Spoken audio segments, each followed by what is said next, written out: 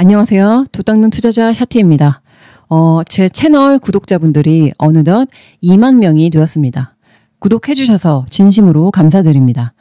여러분들이 제 영상을 보면서 많이 배운다고 말씀들을 해주시는데 사실 저도 콘텐츠를 만들고 준비하면서 또 여러분들의 반응을 보면서 정말 많이 배웁니다. 채널이 성장함에 따라 저도 그렇고 여러분들도 그렇고 함께 성장하고 있다는 걸 느껴요. 여러분들의 댓글을 보면 궁금한 것도 참 많으시고 또 더 깊이 공부하고 싶다는 열정이 보여서 저도 기초부터 심화된 내용까지 앞으로 차근차근 다뤄보려고 합니다. 그런데 투자라는 게 단편적인 지식으로만 되는 게 아니고 다차원적인 훈련이 필요한 영역이다 보니까 제가 가진 여러 가지 생각들을 영상 하나에 다 담기엔 아쉬움이 있어요. 그래서 제가 조만간 Q&A 영상을 제작하려고 생각 중입니다. 그동안 여러분들이 궁금했던 점, 또 저에게 개인적으로 묻고 싶은 것들 자유롭게 남겨주세요. 영상 하단 고정 댓글에 설문 링크를 달아두었으니까 그 링크를 통해 설문지에 질문을 자유롭게 접수해 주시면 됩니다. 여러분들이 주신 질문들의 공통적인 부분들을 취합해서 최대한 답변 드리려고 할 텐데 당장 다루기 어려운 건 앞으로의 컨텐츠에 하나씩 반영해 보겠습니다.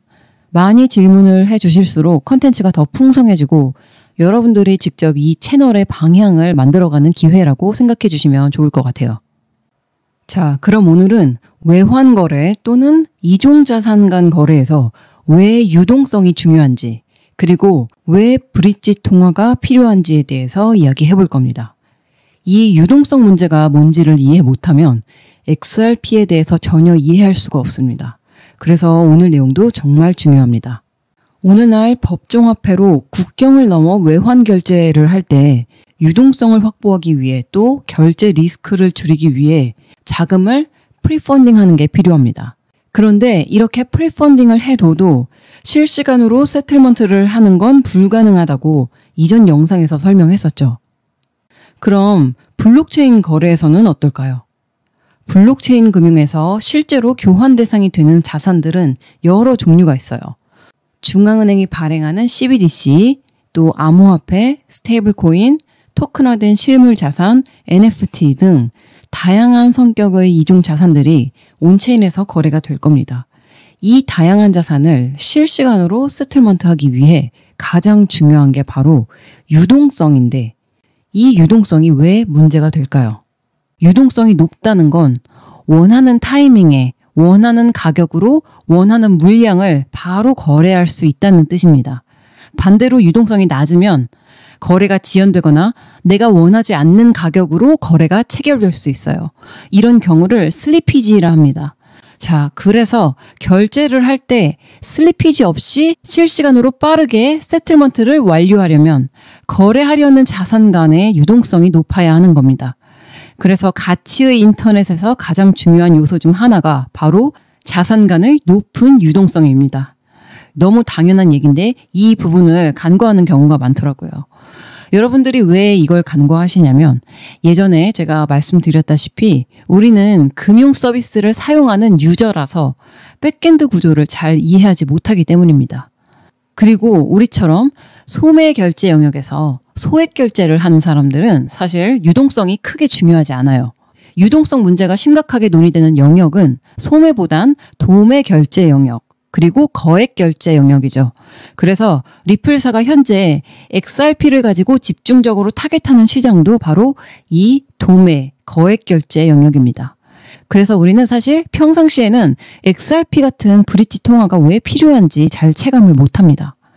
블록체인 기반 금융에서 서로 다른 종류의 두 자산을 교환하는 방식에는 대표적으로 두 가지가 있습니다. 첫 번째로는 오더북 방식이 있고 두 번째로는 AMM 방식이 있어요.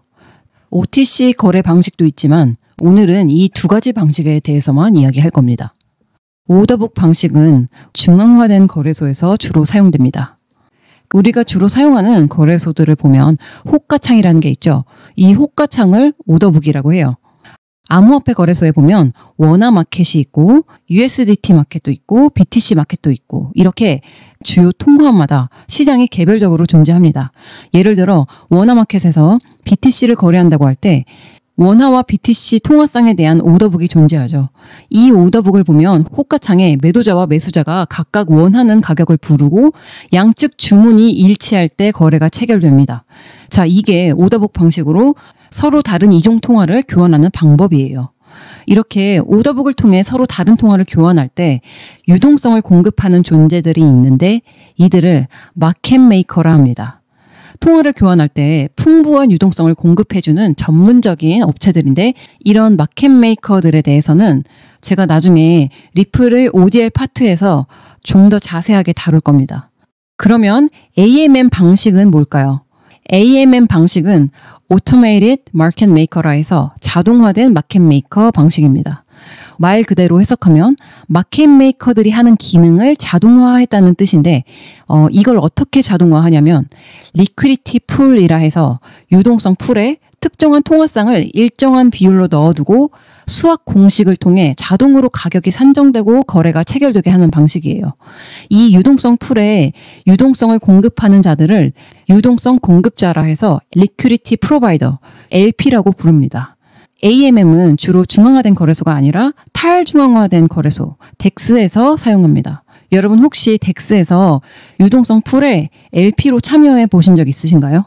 아직은 이런 디파이가 많이 대중화되진 않아서 생소하신 분들도 계실 텐데 LP로 참여하는 거는 두 통화상에 해당하는 이 두 자산을 일정한 비율로 유동성 풀에 넣어두고 그 대가로 수수료나 토큰으로 보상을 받게 됩니다. 이렇게 LP들이 활발하게 참여하고 유동성 풀이 커지면 더 많은 거래가 슬리피지 없이 실시간 체결될 수 있기 때문에 AMM 방식에서 유동성을 확보하는 건 LP들의 참여가 관건입니다. 자, 그럼 이 오더북 방식에서 어떤 유동성 문제가 발생하는지를 살펴보면 여러분들이 암호화폐 거래소에서 코인을 매매하잖아요. 이렇게 여러분들이 매일같이 하는 이 매매 행위가 결국은 이종 통화를 교환하는 행위입니다. 우리가 만약에 100만 원어치의 BTC를 원화로 매도하려고 한다면 웬만하면 빠르게 매도되죠. 그런데 만약 여러분이 100만 원이 아니라 100억 원어치의 BTC를 원화로 매도하려고 한다면 실시간으로 여러분들이 원하는 가격에 100억 원을 한 번에 매도할 수 있을까요? 여기서 100억 원을 한 번에 거래한 경험 가져보신 분 많지 않으시죠? 그래서 우리 같은 개인은 자산을 교환할 때 유동성이 부족하다는 게 뭔지, 이게 왜 문제인지 일상에서 잘 인식을 못합니다. 그런데 여러분들도 이걸 쉽게 인식할 수 있는 상황이 있어요. 예를 들어 여러분이 업비트에서 가장 거래량이 낮은 알트코인 자산 페어를 선택해서 1억 원 정도를 한 번에 내가 원하는 가격에 매도하려고 해보세요. 지정한 가격에 실시간으로 지체 없이 바로 매도되나요? 아마 쉽지 않을 겁니다. 어떤 자산은 하루가 지나도 내가 걸어둔 전체 물량을 다 매도할 수 없을 겁니다.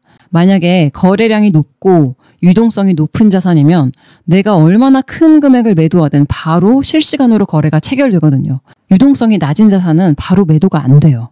그리고 가격 스프레드도 넓죠. 이 슬리피지가 발생하지 않도록 JRT 유동성을 확보하는 게 이종자산 간 거래의 핵심이에요. 이래야 우리가 지금 누리는 이 정보의 인터넷 시대에서 데이터가 실시간으로 빠르게 이동되듯이 가치도 빠르게 전송되고 교환될 수 있겠죠. 큰 손들이 시장에서 자산을 대량으로 매집하고 매도할 때도 이 유동성이 중요하죠. 세력 입장에선 최대한 많은 사람들이 이 유동성을 만들어줘야 내가 대량으로 매집하고 싶을 때 원하는 가격에 살 수 있고 또 많은 물량을 매도하고 싶을 때 팔 수 있습니다. 그래서 바닥에서는 최악의 악재를 뿌려서 매도 물량이 많이 쏟아지게 유도하는 거고 고점에서는 반대로 최고의 호재를 퍼뜨려서 최대한 이 대량 매도를 받아줄 수 있는 매수 물량이 증가하도록 유도하는 겁니다. 이렇게 세력들도 자신들이 원하는 타이밍에 원하는 가격으로 매매를 하기 위해 이 유동성을 만들어내기 위해 엄청난 공을 들이는데 일반적으로 결제 시장에서 큰 물량의 외환 거래를 하기 위해 각각의 통화상에 대한 유동성을 만들어내는 게 얼마나 힘들겠어요. 이게 쉬운 일이 아닙니다. AMM 방식도 마찬가지입니다. 이 시장에 워낙 수많은 통화상이 존재하고 그 통화상마다 각각 유동성 풀이 존재합니다. 그런데 이 수많은 통화상에 대한 유동성 풀이 전부 다 충분한 유동성을 공급받을 수 있을까요? 슬리피지가 없도록? 현실적으로 불가능합니다. 일단 덱스는 거래량 자체가 중앙화 거래소에 비교해서 턱없이 적고 또 풀 규모가 아직은 그렇게 크지 않습니다. 그래서 당연히 유동성 측면에선 AMM보단 오더북 방식이 좀 더 유리해요. 이 AMM 방식은 소액 거래를 빈번하게 해야 될 때는 괜찮은데 LP들이 많이 참여하지 않거나 예치된 통화성의 통화 비율 변화에 따라 거액을 교환할 때는 슬리피지가 발생할 확률이 높아요. 거기에다가 유동성 풀을 운용하는 것 또한 결국은 프리펀딩입니다. 기존 법정화폐 체제와 크게 달라질 게 없는 거예요. 자, 그래서 다시 정리해보면 여러분들이 알아야 하는 사실 두 가지는 첫 번째로 세상에는 무수히 많은 통화성이 존재한다. 그리고 두 번째로 이 모든 통화성에 대한 유동성이 항상 충분한 게 아니다.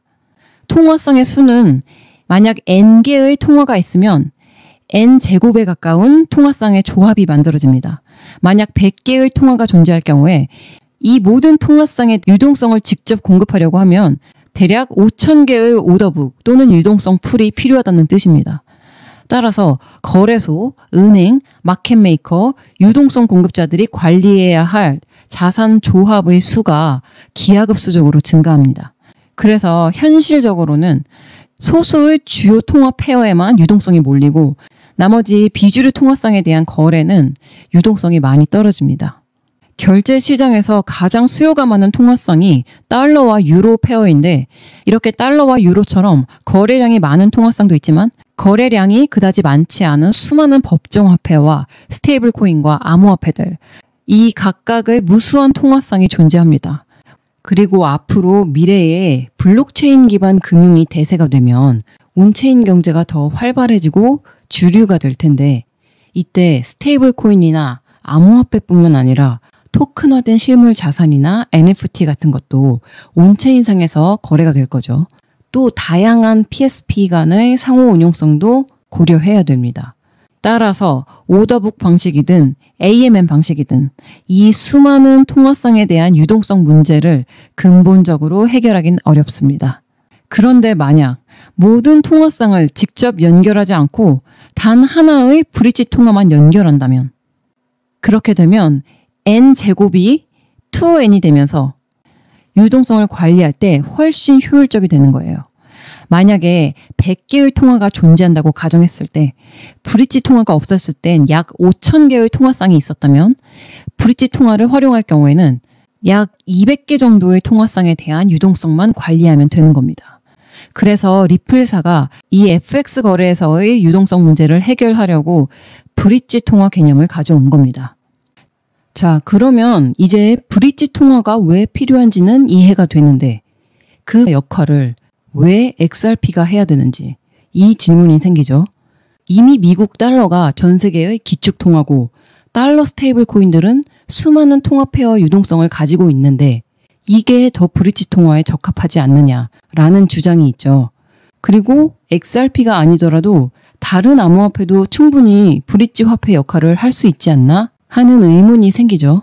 그래서 다음 시간에 왜 브릿지 통화로 XRP가 활용될 가능성이 가장 높은지에 대해서 본격적으로 분석해 볼 겁니다. 아, 그리고 마지막으로 한 번 더 안내해 드리는데요.